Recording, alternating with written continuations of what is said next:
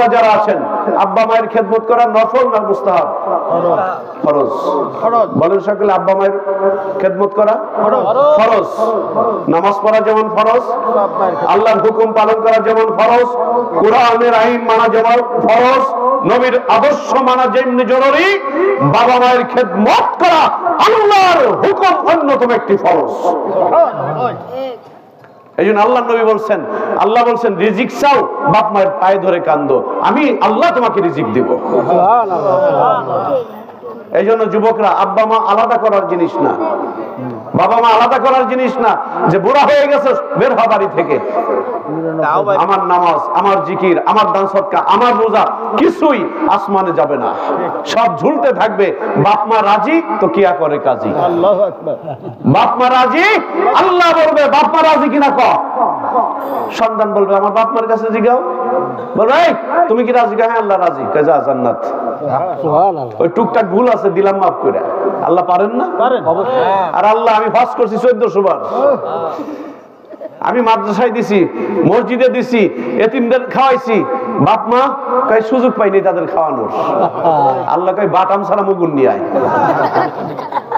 বাটাম ছাড়া মুগুর নিয়ে আয়। হজ করছে, দুনিয়া ভরে দিছে, আর জান্নাত যার পান দিছি তারে খাওয়াই নাই। বাপ মারে কেবল ধর হালার বহালারে ধর, ওর জনমের বসান বসা, বাপ মারে খাওয়াই নাই। ও নিজে বিল্ডিং করছে, নিজে 14 তলায় থাকছে, আর বাপ মারে ওই ভাঙা ঘরে, গরুর ঘরে রাখছে। ওর বসা কুবা শামসু যা করে বাস্তু। আমার ভাইয়ের এই জন্য 4 নাম্বার বলেই আমি মুনাজাতের দিকে যাব। নাম্বার 4, এই জিনিসটা খুব বেশি দরকার। মোটামুটি রোজা 15টার পরেই বোঝা যাবে না আমার ওয়াজটা কাজে লাগে কতটুক। খাস পর্দা, খাস পর্দা, এটার অনেক অভাব। মা বোনেরা রোজা রাখাই ফার্স্ট, কি বলেন? মায়ের জাতি রোজা রাখাই ফার্স্ট। এটা শুধু আমার এলাকায় না, সব এলাকায়। নামাজে ফার্স্ট, রোজায় ফার্স্ট। দেখবেন শবে মিরাজের মাস চাঁদ আসলেই হুজুর নামাজ কবে, রোজা কবে? শবে বরাতের চাঁদ আসলে হুজুর বা স্বামীর কাছ জিগায় নামাজ কবে, রোজা কবে?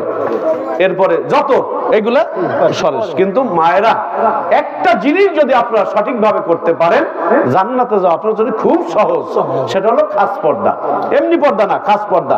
আজকাল মা বোনেরা, অনেক মা বোনেরা যে বোরকা পরে, ছাতা ওর সাথে না পরে অনেক ভালো। ঠিক ভাইকে সুরে কইলাম না, বুঝে নিয়ে কি বলেন? আর যুবকরা এই মানে রোজার মাসে, তারপরে পূজার সময় কিছু কিছু যুবকরা একেবারে মানে মুখটা চ্যাপটা করে যায়, রাস্তার সাইড, রাস্তার মাথায় বসে থাকে। ওকে পাহারাদার নিযুক্ত করছে আল্লাহ। কি বলেন? মানে চাতক পাখির মতো, কোন সময় একটা পাখি আসবে। তাহলে যুবকদেরও যেভাবে হেফাজতে থাকতে হবে, মহিলাদেরও সেইভাবে হেফাজতে থাকতে হবে। এই জন্য খাস পর্দা করা ফরজ, খাস পর্দা করা ফরজ।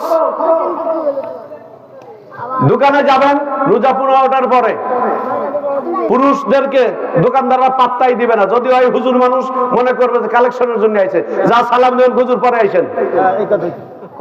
আর মহিলারা মানে বোরকা ছাড়া গেলে কবে যে আপু আসেন, ভাবি সামনে আসেন। বোরকা পরে গেলে খালাম্মা আপনি একটু দূরে যান। কি বলেন? মানে বোরকা পরাইলে কয় খালাম্মা, বোরকা ছাড়া থাকলে কয় আপু।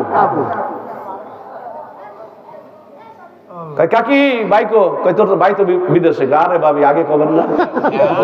কাকি ভাই এই অভ্যাস নাই? কাকি ভাই কয় বিদেশে, কয় ভাবি আগে কবেন না। আল্লাহ কয় চালাকি, সব চালাকি। ওই যে মামু সাপের মতো। মামু কি হইল? আমার ভাইয়েরা, যে কথাগুলো বললাম আমি হাসানোর জন্য বলি নাই, বোঝানোর জন্য বলছি। হয়তো টাকা নাই, পয়সা নাই, ওয়াজ ভালো পারি না, মুখে হাসি দিতে পারি। আমাদের শায়েখ বলছেন সদকা, হাসি দিয়ে কথা বলবা, এটা একটা সদকা। মানুষের সামনে হাসি মুখে কথা বলবা। আল্লাহর ওলিদের কাছে গেলে এই জিনিসগুলো শিখা যায়। এটা আমাদের শায়েখ আমাদেরকে বলছেন যে মানুষের সাথে হাসি মুখে কথা বলবা। কোন মানুষ একবার কি ব্যাপার হাসো না কে? আমি তাহাজ্জুদের নামাজ পড়ি। তুমি তাহাজ্জুদের নামাজ পড়ো, মুখ দিয়ে হাসি বাড়ে না, তুমি তাহাজ্জুদের নামাজ পড়ো। তোমার কাছে সুন্দর চাইছে মানসি চার দোকানে পয়সা কি রে কাকা, আরে তাহাজ্জুদের নামাজ পড়ি তো এই জন্য চোখে ঘুম। তোমার কাছে সুন্দর চাইছে নাকি তুমি তাহাজ্জুদের নামাজ পড়ো? এরকম মানুষ আছে না? তাহাজ্জুদ হলো গোপন জিনিস। আসসালামু আলাইকুম, কই তুই তাহাজ্জুদ পড়ছস আজকে? তোর সালামের উত্তর দেব, তুই তাহাজ্জুদ পড়স? মানে তাহাজ্জুদ পড়ার ঠেলাটা কি? এটা হলো মারফত, মানে গোপন জিনিস। গোপন জিনিস গোপনে গোপনে করতে হবে, গোপন ইবাদত। এই জন্য